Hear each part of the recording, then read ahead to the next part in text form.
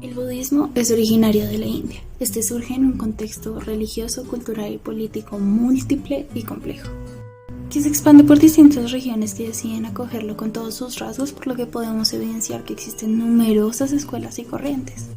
Dentro de las regiones que acogieron al budismo encontramos a Bután, conocido como el país más budista, o el Tíbet, la actual cuna del budismo.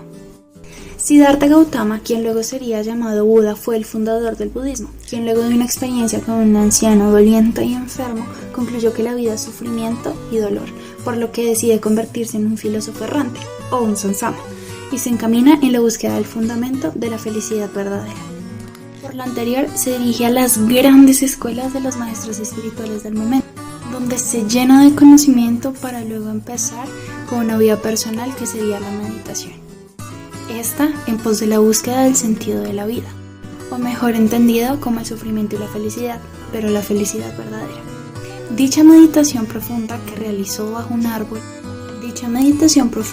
le permite alcanzar 3 estadios. El primero de ellos, la serenidad, concentrada en un estado de ánimo tranquilo y sereno. El segundo de ellos, el estado de la pureza mental, que se refería más bien a la claridad de la conciencia. Y el tercero de ellos, el conocimiento tripartito, que se refiere al recuerdo de las vidas pasadas. Así, a los 35 años, Gautama ya era Buda y su persona vive en el Nirvana. Luego, en su segundo sermón, como cuenta la historia, Siddhartha explicó las 4 nobles verdades, que se iban a encargar de constituir el núcleo novedoso de las enseñanzas budistas. La primera, el sufrimiento y la insatisfacción, que plantea que el sufrimiento acompaña de forma necesaria la vida. También dice que el problema del hombre es el sufrimiento. Pero, ¿por qué sufre el hombre? ¿Cuál es la causa de ese sufrimiento? La segunda noble verdad es que el sufrimiento se genera por el deseo y por el apego. Apego que se divide en 5 partes. La primera de ellas, la forma material, que es la relación más directa que tenemos nosotros con el exterior y con nosotros mismos. La segunda de ellas, que se refiere a la sensación, el carácter sensual, que puede ser físico o puede ser mental. Luego está el saber, que es más bien el análisis que hacemos para reconocer algo. Luego, las actividades constructoras, que nacen más bien desde la voluntad que tenemos para hacer algo. La mente o mentalidad, que para referirnos en esta ocasión podría relacionarse más bien con el ego. Luego está la tercera noble verdad, que asegura que hay una forma de eliminar el sufrimiento. Y la cuarta noble verdad, que se refiere más bien a la meditación y a los 8 pasos que podemos seguir, que nos permitirán transitar a través del sendero que conduce a la iluminación. Luego liberarnos del samsara, lo que significa entonces entrar en el estado de nirvana. Bueno, como bien lo indica su nombre, el octuple sendero es un sendero, una forma de actuar que lleva consigo 8 pasos. El primero de ellos es el recto entendimiento, que nos dice que debemos comprender más bien cómo funciona el mundo, debemos conocer la realidad de las cosas y pues digamos que todo esto incluye saber las 4 nobles verdades. Podemos decir que su mayor fijación es más bien el karma y el samsara.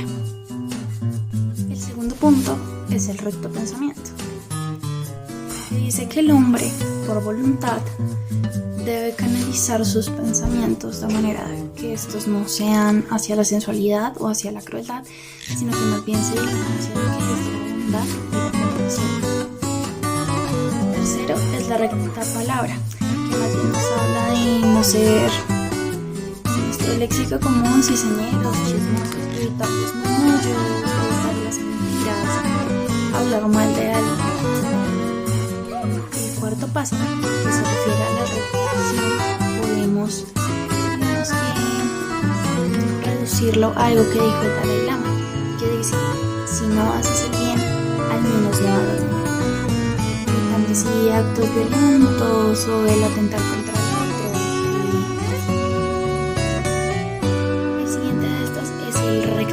subsistencia, que nos habla más bien de la codicia racional, diciéndonos que nosotros debemos ganar nuestra vida, como bien lo mencionaba, sin hacer daño a nadie.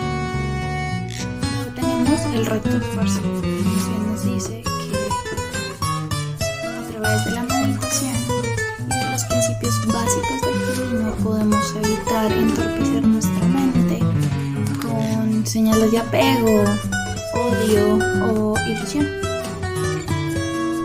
En último lugar tenemos la recta atención, en la que debemos tener conciencia de los fenómenos físicos y mentales que nos rodean. Y para finalizar, en este punto, la recta concentración, que es más bien la serenidad o calma, digamos, total, que nos permite a nosotros evaluar nuestros pensamientos y actuar con compasión y sabiduría. Aunque bueno, tengamos en cuenta que estos 8 pasos nosotros podemos reducir a 3. El primero de ellos, la sabiduría.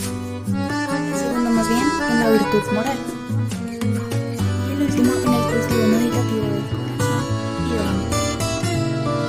El mismo nos enseña que hay dos formas o más bien grados de recibir el conocimiento. Conocimiento que se refiere a las enseñanzas budistas. Primero de ellos es considerado un grado común, que la iluminación más bien se va logrando de manera progresiva, es decir, paso a paso, que le permite entender todo aquello de lo que hemos hablado anteriormente.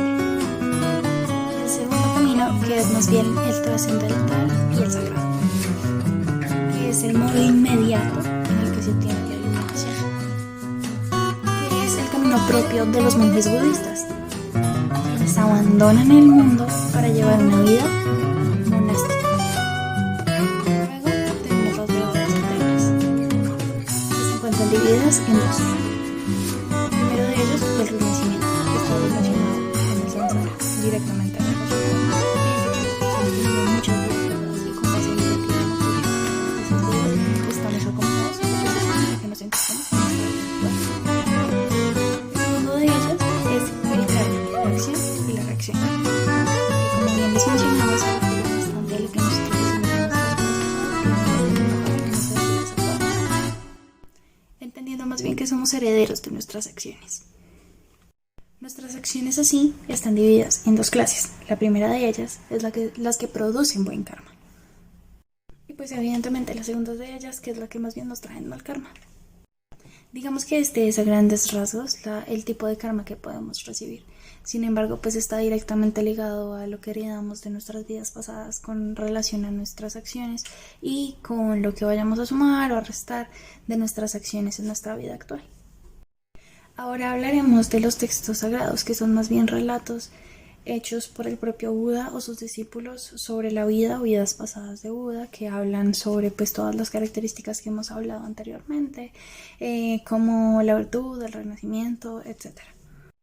A estos libros se les conoce como dichos relatos recogidos bajo el nombre de las 3 canastas.